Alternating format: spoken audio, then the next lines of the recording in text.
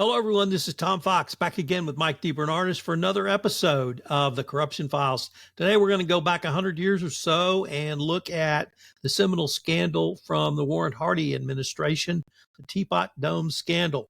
Mike, you want to lay it out for us?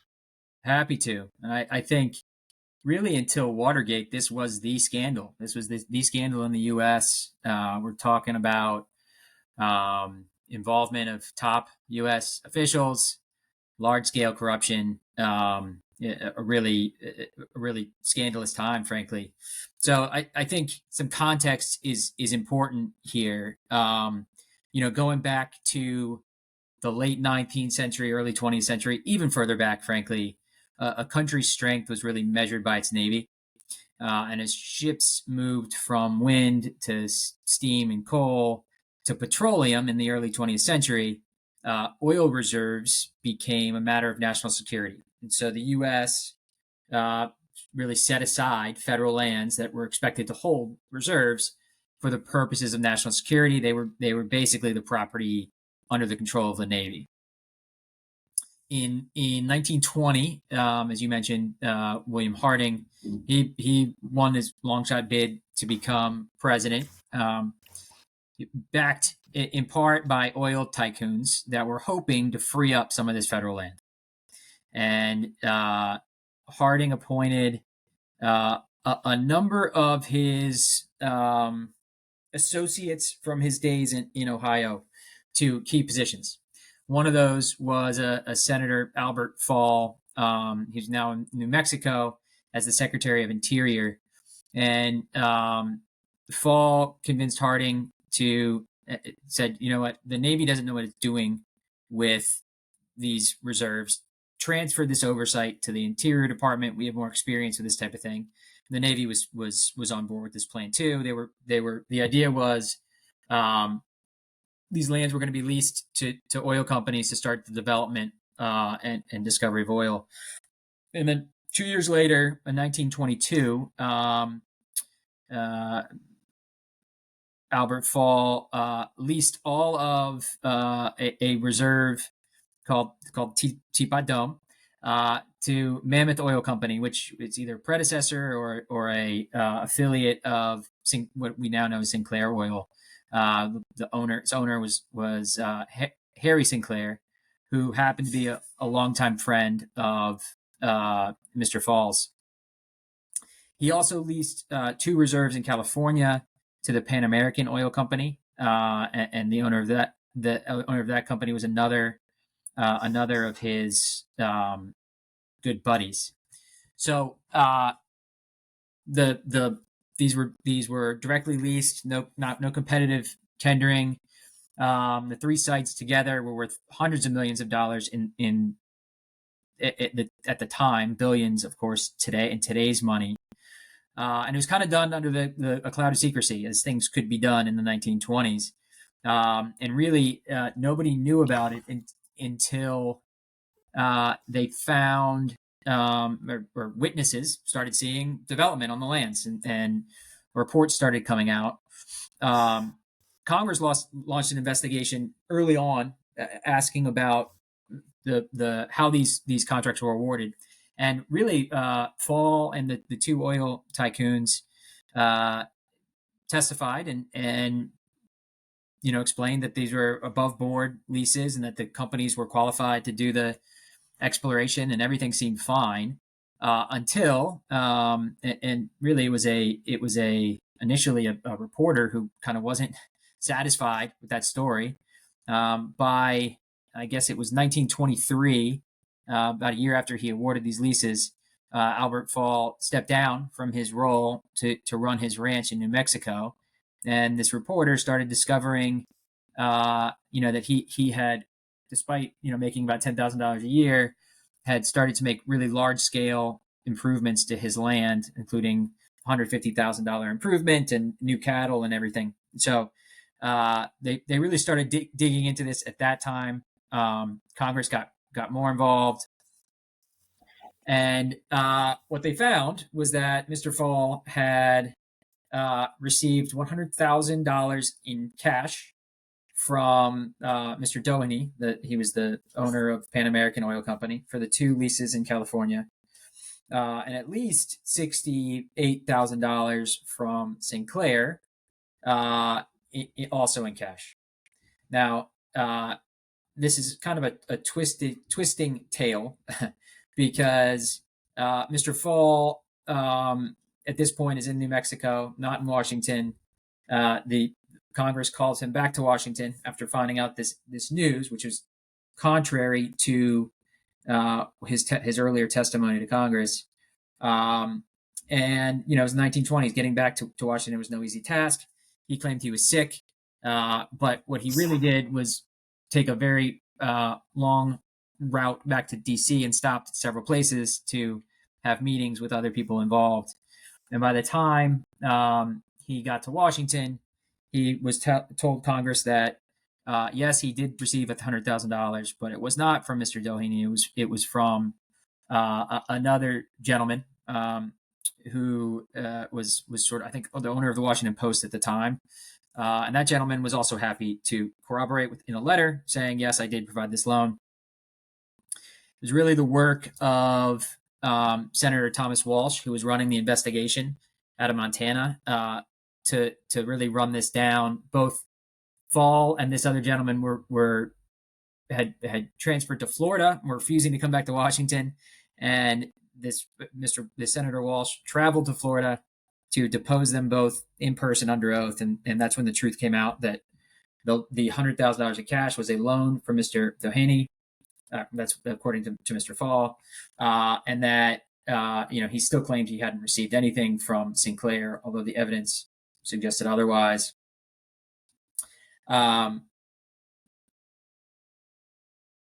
The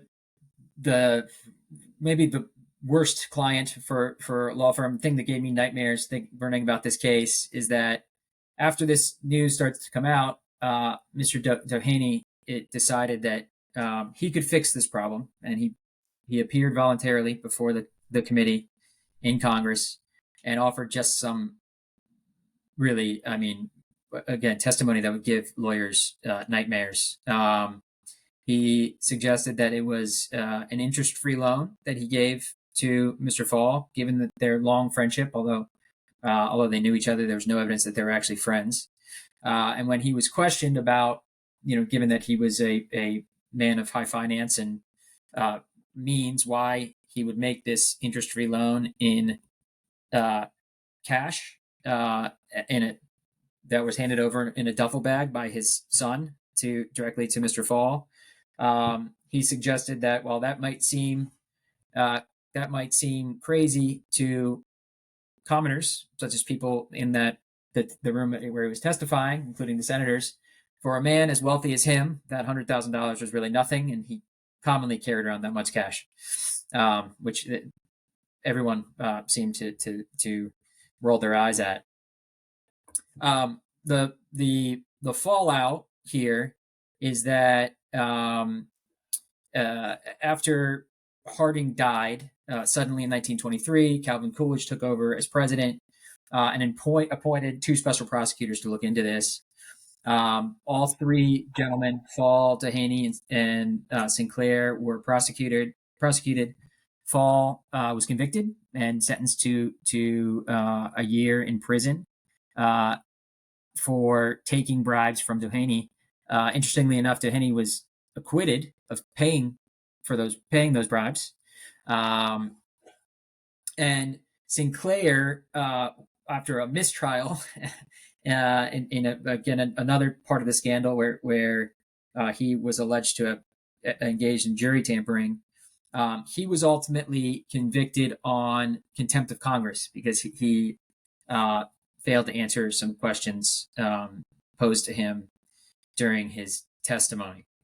Fall was the first former cabinet member to be convicted. There was the Sinclair's case went all the way up to the Supreme Court and created some really meaningful case law on the power of congressional investigations.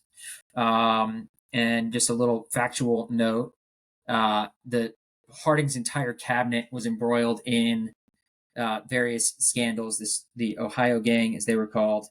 And when Coolidge took office, he was inclined to just kind of let them serve out their terms, uh, which they did, with the exception of the Attorney General at the time.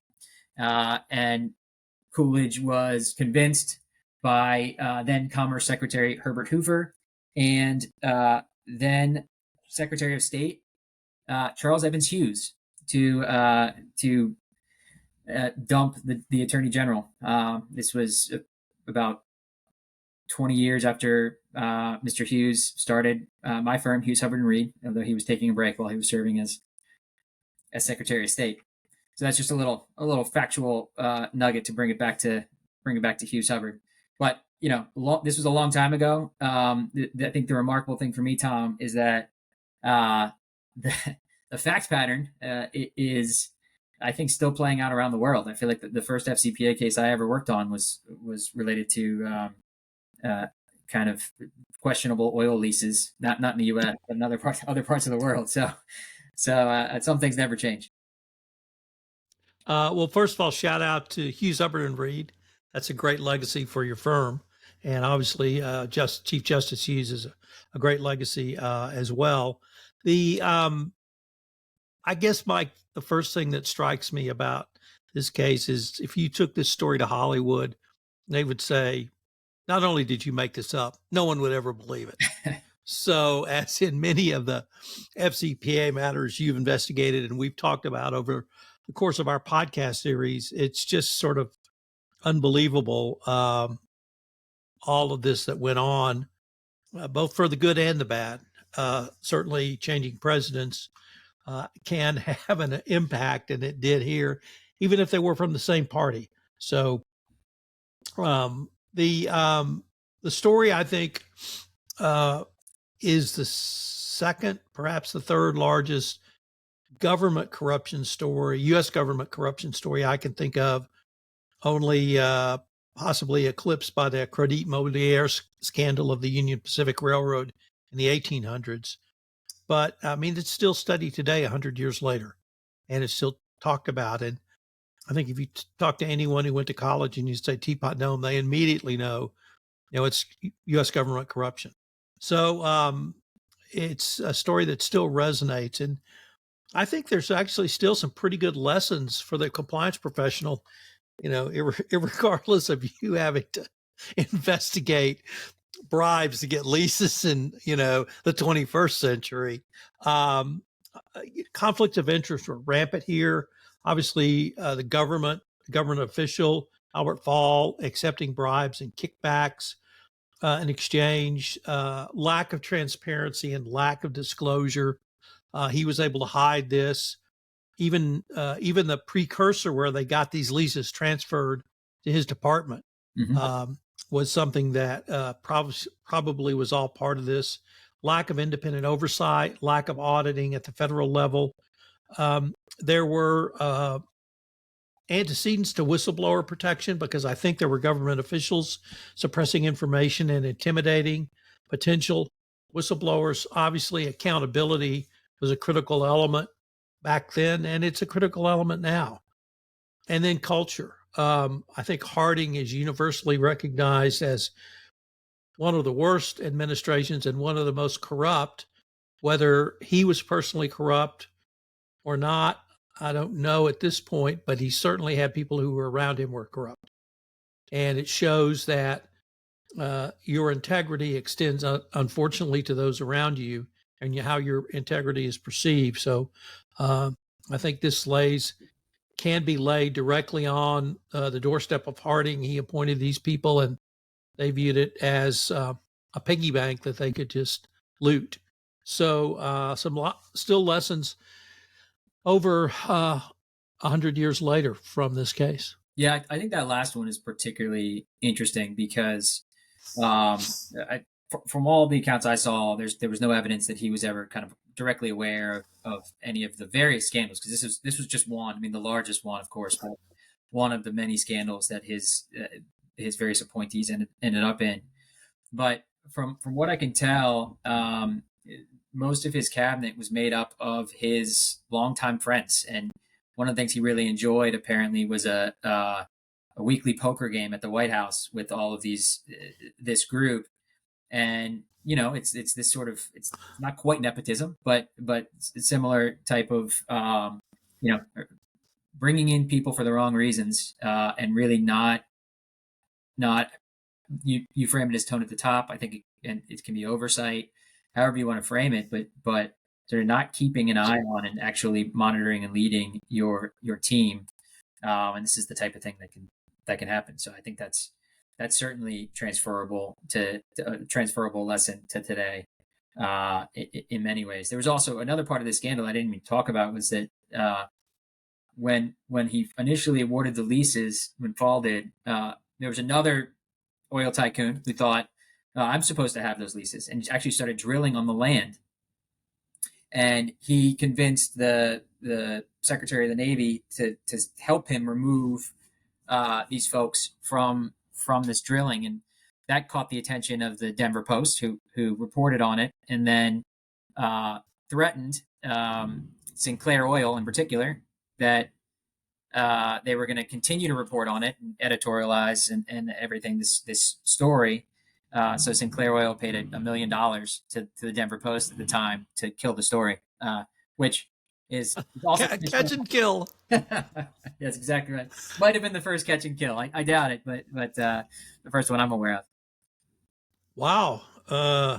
Those ladies from the New York Post, not the Post, they got paid a whole lot less than $1 million. $1 million in 1920s money. That was real money. Yeah, no kidding. Yeah. So, I know we laugh about this now, but really, I don't think people can underestimate the size and breadth of this scandal at the time. If this had come up under Harding, it would have festered throughout his administration if he had a second term. Coolidge was a very different person, and for whatever his faults may or may not have been, his views on the conservatism of government, I think he maintained a personal level of integrity that was beyond reproach, and he demanded that of the people he worked for him and worked for the U.S. government. And I think that was that change was obviously very dramatic, but it was also important. And as you said, changing the integrity at the top, or the tone at the top, or whatever kind of imbued the administration. So I think it also shows really how important really leadership can be.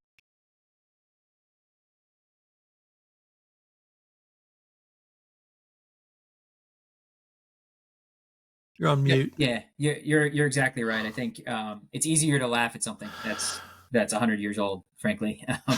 But this scandal was, really huge and impacted various people in really massive ways. I think there's at least 2 suicides by individuals either directly or tangentially involved in this or other scandals in Harding's administration. He died of a heart attack. And I think some of the stuff I read suggests that he was aware that something was going on, that some scandals were breaking in his administration, and was putting a ton of stress on him. And I think you're right about Coolidge. I mean, I'm not a historian, but from what I can tell, at least in this scandal, he was, while he was disinclined initially to sort of clean out the cabinet, he was very supportive of the ongoing congressional investigations, and he appointed the special prosecutors. One was a Democrat, one was a Republican, to ensure that the matter was fully investigated and prosecuted in an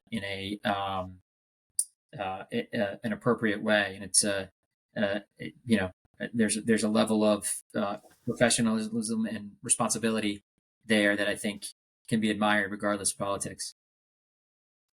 Well, Mike, it's really good to revisit this case, and I look forward to seeing what we come up with next time. Thanks very much, Tom. That was fun.